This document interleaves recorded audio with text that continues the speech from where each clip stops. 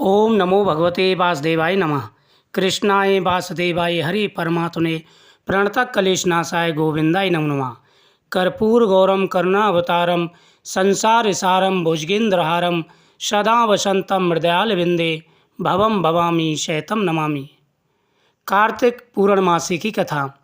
कार्तिक मास में आने वाली पूर्णमासी का विशेष महत्व है। इसी दिन व्रत करने से व्यक्ति को भगवान विष्णु के साथ साथ भगवान शिव की कृपा भी प्राप्त होती है। इसलिए कार्तिक पूर्णिमा के दिन इस कथा का सुनना बहुत ही जरूरी है। इस कथा के श्रवण करने से तथा इस कथा के वाचन करने से सभी प्रकार की मनोकामनाएं पूरी हो जाती हैं। जो भी व्यक्ति इस कथा का श्रवण करते हैं, भगवान की सदा ही उनके ऊपर कृपा बनी रहती है। कार्तिक मास की कथा के अनुसार जब भगवान कार्तिकेय ने तारकासुर का वध किया था, उससे क्रोधित होकर तारकासुर के 3 पुत्रों ने देवताओं से बदला लेने का फैसला किया। तीनों पुत्रों के नाम थे तारकाक्ष, कमलाक्ष और बिंदुतमाली। देवताओं का प्रजनन करने के लिए पहले तीनों ने तपस्या की, यानी जब उनके पिता का वध भगवान कार्तिकेय ने कर दिया तारकासुर का, तो तारकासुर के 3 पुत्र थे और तीनों पुत्र क्रोधित हो गए। पहला था तारकाक्ष, दूसरा था कमलाक्ष और तीसरा था बिंदुतमाली। तीनों ने प्रण किया कि हम देवताओं से बदला जरूर लेंगे, और ऐसा सोचकर उन्होंने ब्रह्मा जी की तपस्या प्रारंभ कर दी। उन्होंने हजारों वर्ष तक अत्यंत कठोर तप किया। उनके कठोर तप से ब्रह्मा जी प्रसन्न हुए और उनके सामने प्रकट हो गए, और ब्रह्मा जी ने तीनों से वरदान मांगने के लिए कहा। तीनों ने कहा कि ब्रह्मा जी, हमने आपको प्रसन्न करने के लिए कठोर तप किया है, आप हमें अमरता का वरदान दीजिए।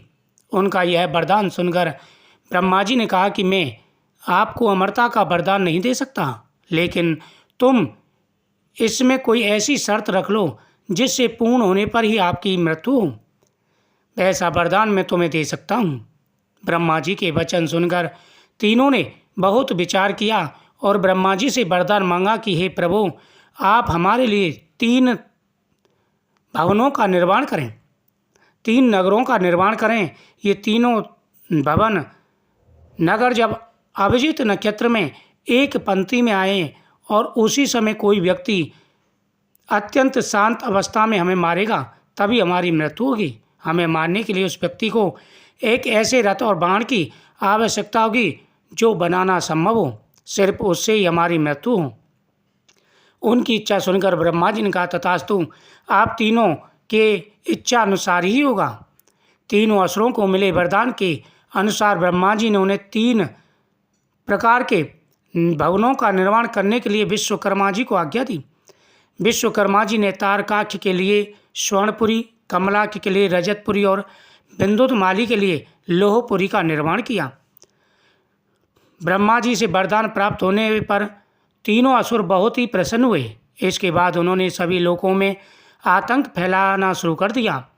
इन तीनों असुरों को एक साथ त्रिपुरासुर कहा जाता था।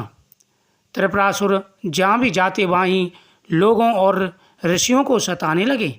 उन्होंने देवताओं को भी देवलोक से बाहर कर दिया था।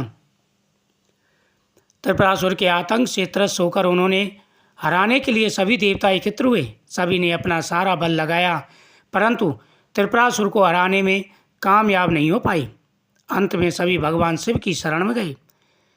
देवताओं ने कैलाश पर्वत पर जाकर शिवजी को पूरा वृत्तांत बताया। तब भगवान शंकर ने कहा कि आप सभी देवता मिलकर प्रयास करें। देवताओं ने कहा कि प्रभु, हम सभी ने मिलकर त्रिपुरासुर का वध करने का प्रण किया है, बहुत ज़्यादा प्रयास किया है, लेकिन हम कुछ भी नहीं कर पाए। हम आपकी शरण में आए हैं, आप ही हमारी रक्षा कर सकते हैं। तब भगवान शिव ने कहा कि आप चिंता ना करें, मैं तुम्हारा कार्य अवश्य सिद्ध करूँगा। तब शिवजी ने कहा कि मैं अपना आधा बल तुम्हें देता हूँ, इस बल की सहायता से प्रयास करके देखो। शिवजी ने अपना आधा बल देवताओं को दिया, लेकिन देवता शिवजी का आधा बल सहन नहीं कर पाए। फिर भगवान शिव ने स्वयं ही त्रिपुरासुर का संहार करने का संकल्प किया। वरदान के अनुसार अब त्रिपुरासुर का वध करने के लिए रथ और धनुष बाण सिद्ध करना आवश्यक था। भगवान शिव ने पृथ्वी को ही उनका रथ बनाया, सूर्य और चंद्रमा को उस रथ के पहिए बनाए, श्रेष्ठा सारथी बने, भगवान विष्णु बाण बने, मेरु पर्वत धनुष और बाँस की बने उस धनुष की डोर। सभी देवताओं ने अपने बल से वह रथ संभाल लिया। इस प्रकार असंभव रथ बनकर के सिद्ध हो गया। लेकिन जैसे ही भगवान शिव उस रथ पर सवार हुए, उनकी शक्ति के कारण वह रथ डगमगाने लगा। तब विष्णु भगवान वृषभ बनकर उस रथ में जुड़े। घोड़े और वृषभ की पीठ पर सवार होकर महादेव ने उस असुर नगरों को देखा। अपने धनुष पर बाण रख उन्होंने पाशुपत अस्त्र का संधान किया और तीनों नगरों को एक पंक्ति में आने का आदेश दिया। अभिजीत नक्षत्र में तीनों नगर एक पंक्ति में आते ही भगवान शिव ने अपने बाण से तीनों नगरों को जलाकर भस्म कर दिया। इसमें तीनों असुरों का भी अंत हो गया। जिस दिन तीनों असुरों का वध हुआ था, उस दिन कार्तिक पूर्णिमा थी। तब से सभी देवता भगवान शिव को त्रिपुरारी कहने लगे। इस प्रकार से भगवान शिव ने देवताओं की सहायता की और कार्तिक पूर्णमासी का ये दिन था। कार्तिक पूर्णमासी के दिन सभी देवता पृथ्वी पर आते हैं और देव दीपावली मनाते हैं। इस दिन जो भी भगवान शिव की पूजा करते हैं, भगवान कृष्ण की पूजा करते हैं, उनके सभी कार्य सिद्ध हो जाते हैं। उनका धन बढ़ता है, सुख समृद्धि बढ़ती है, जीवन में आ रहे सारे कष्ट और परेशानी दूर हो जाते हैं। इस दिन भगवान कृष्ण की पूजा करें, भगवान विष्णु की पूजा करें, भगवान के सामने दीपक जलाएं, भगवान के सामने नैवेद्य और तुलसी पत्र समर्पित करें, भगवान के सामने हाथ जोड़ कर के प्रार्थना करें, हे गोविंद आप हमारी पूजा को स्वीकार करें। ऐसा कहकर के भगवान के सामने दीपक जलाएं, नैवेद्य रखें और इस कथा का श्रवण करें तथा सत्यनारायण भगवान की कथा भी करें। भगवान सभी की मनोकामना पूरी करते हैं। इस दिन आप पितरों के नाम से भी पूजन करें, ब्राह्मणों को भी भोजन कराएं, इससे आपकी हर मनोकामना पूरी होगी। कार्तिक पूर्णमासी का बड़ा महत्व है। कार्तिक पूर्णमासी के दिन जो व्यक्ति भगवान का पूजन करते हैं, उनके जीवन में आ रहे सारे कष्ट और परेशानियां दूर हो जाते हैं। इस दिन भगवान शिव का भी अभिषेक करें, दान पुण्य करें, ज़्यादा से ज़्यादा दीपदान करें।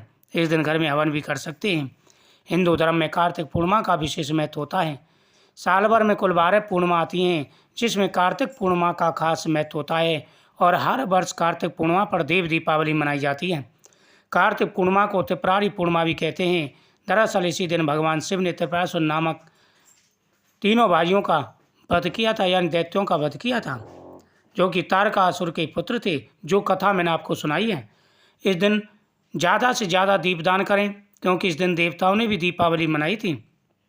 जहाँ जैसा संभव हो आपको दीपदान करना चाहिए। गंगा स्नान का तो विशेष महत्व होता ही है। नदी, तालाब, कुआं, बावड़ी, जहाँ जैसा संभव हो दीपदान करें, गौ माता का पूजन करें, बुजुर्गों के लिए दान पुण्य करें, इससे आपकी प्रत्येक मनोकामना पूरी होगी। ओम नमो भगवते वासुदेवाय नमः। ओम नमो नारायणाय नमः।